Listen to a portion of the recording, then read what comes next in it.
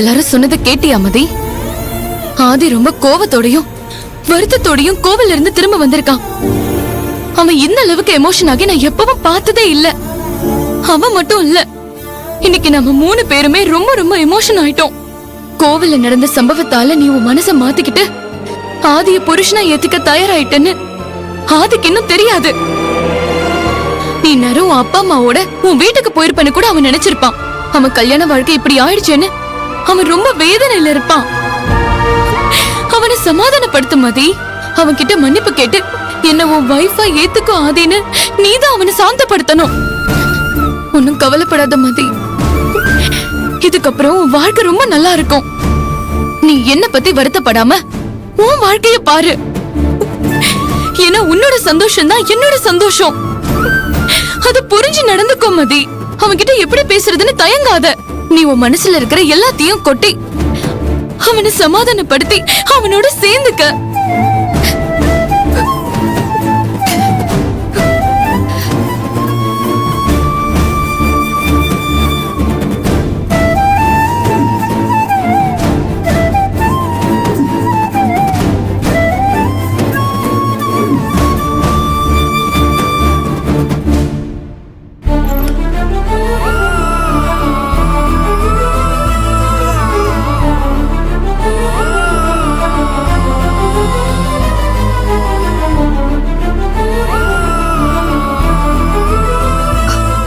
ஆதி,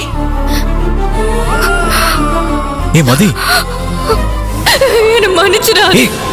மதி, என்ன மதி பண்ற?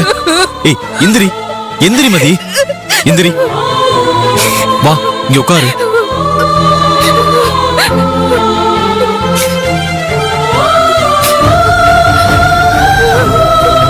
மதி, இப்ப எதுக்காக மதி அழுவுற? மதி ப்ளீஸ் அழாத. நான் தப்பு பண்ணிட்டேன் ஆதி. நீ எவ்வளவோ சொல்லியும் நான் கேட்காம நீ கட்டின தாலியை நான் கரெக்டா பார்த்தேன். உன்னை நான் ரொம்ப ஹர்ட் பண்ணிட்டேன் ஆதி. நீ உங்க அம்மாவை பத்தியும் உன் காதலை பத்தியும் யோசிக்காம என்னையும் என் குடும்பத்தையும் காப்பாத்துறதுக்காக என் கழுத்துல தாலியை கட்டின. அப்படிப்பட்ட உன்னையும் நீ கட்டின தாலியையும் நான் உதாசீனப்படுத்திட்டேன் ஆதி. அப்போ என் கண்ணுக்கு மகிழ்னியும் அவளோட சோகமான முகமும் தான் தெரிஞ்சது. உன்னை பத்தி நான் யோசிக்க மறந்துட்டேன் ஆதி. அதான் நான் சொன்னதை கேட்டு மனசு மாறி வீட்டுக்கு வந்துட்டியா மதி? அப்புறம் ஏன் அதை பத்தி யோசிச்சுக்கிட்டு? விடுமதி. இல்ல ஆதி, நான் ரொம்ப தப்பு பண்ணிட்டேன். நான் மகிழ்னிக்கு வாழ்க்கை கொடுக்கறதா நினைச்சு நீ கொடுத்த வாழ்க்கையை திரும்பி எடுத்துக்க சொல்லி உன்னை ரொம்ப சங்கடப்படுத்திட்டேன். நான் இந்த வீட்டுல வாழ மாட்டேன்னு சொன்னப்பெல்லாம் உன் மனசு எப்படி வேதனைப்பட்டிருக்கும். மகிழ பத்தி கவலைப்பட்டேன்னா உன்னை பத்தி யோசிக்க மறந்துட்டேனே. நானும் மகிழும் எங்களை பத்தி மட்டுமே யோசிச்சு உன்னை ரொம்ப கஷ்டப்படுத்திட்டோம். நாங்க 2 பேருமே தப்பு பண்ணிட்டோம் ஆதி. இங்க பாரு மதி, தாலியை கழட்டணுங்கிறது கல்யாணங்கிற சடங்கையே நம்ம கேவலப்படுத்துற மாதிரி. இதுவே உன் இடத்துல வேற ஒரு பொண்ணு இருந்திருந்தாலும் நான் இதே தான் பண்ணிருப்பேன். இது என்னோட கேரக்டர் மதி. என்ன நான் எப்படி மாத்திக்க முடியும்? நான் மகிழ்னியை லவ் பண்ணும்போது அவளுக்கு ரொம்ப சின்சியரா தான் இருந்தேன். ஆனா அது முடிஞ்சு போச்சு மதி. அந்த வாழ்க்கையை நான் எப்போ கடந்து வந்துட்டேன். அதுக்கு காரணம் நான் இல்லை. அந்த காதலை முடிச்சது மகிழ்னி தான். அதுக்காகலாம் நான் அவளை குறை சொல்ல விரும்பல. ஒருத்தரை ஏத்துக்கிறதும் ஏத்துக்காததும் அது அவங்களோட தனிப்பட்ட உரிமை. என்னோட தான் வாழ்ந்தாகணும்னு கட்டாயெல்லாம் படுத்த முடியாது. அதே சமயத்துல மற்றவங்கள மாதிரி என்னால கையெல்லாம் அறுத்துக்க முடியாது. என்னால முடிஞ்ச அளவுக்கு நான் போராடி பார்த்துட்டேன். முடியாதுன்னு தெளிவா சொன்னதுக்கு அப்புறம் நானும் தெளிவாயிட்டேன். மகிழினியை பொறுத்த வரைக்கும் நான் என் அம்மாவோட பாசத்துக்கு அடிமையா இருந்தது அவளுக்கு பிடிக்கல. அதனால்தான் அவ என்னை வெறுத்துட்டா. இப்போ சொல்ற மதி, நான் யாருக்காகவும் எங்க அம்மாவை விட்டு கொடுக்க முடியாது. தோ இப்ப நீ என் காலில் விழுந்து மன்னிப்பு கேட்டியே, அதே மாதிரி நம்ம 2 பேரும் ஒரு நாள் எங்க அம்மா காலில் விழுந்து மன்னிப்பு கேட்டு அவங்களோட ஆசீர்வாதத்தை வாங்கணும் மதி. அவங்க நம்மளை ஏத்துக்கிட்டு மனப்பூர்வமா ஆசீர்வாதம் பண்ணணும். அப்பதான் மதி நம்ம வாழ்க்கையை நம்ம சந்தோஷமா ஆரம்பிக்க முடியும்.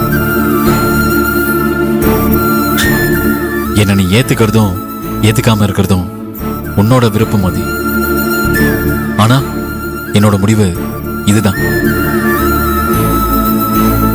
பல பேர் முன்னால தியாகி மாதிரி தாலி கட்டி உன்னை மனைவியா ஏத்துக்கிட்டு என் காதல் தான் முக்கியம்னு தாலியை கழட்ட சொன்னா என்னை விட கேவலமானவன் இந்த உலகத்துல யாருமே இருக்க முடியாது. காதல ஜெயிக்கிறது முக்கியம்தான் மதி. ஆனா மனுஷனா வாழ்றது அதை விட ரொம்ப முக்கியம். ஒருத்தன் காதல கடந்து போகலாம், ஆனா கட்டினவளை கடந்து போக முடியாது மதி.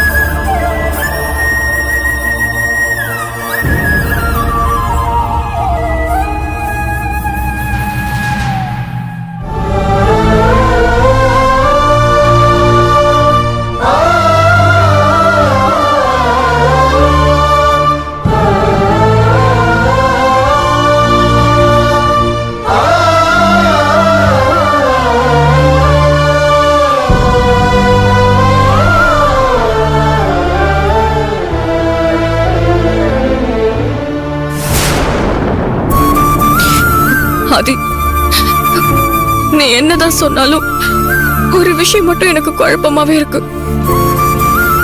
அத பத்தி கேட்கலாமா?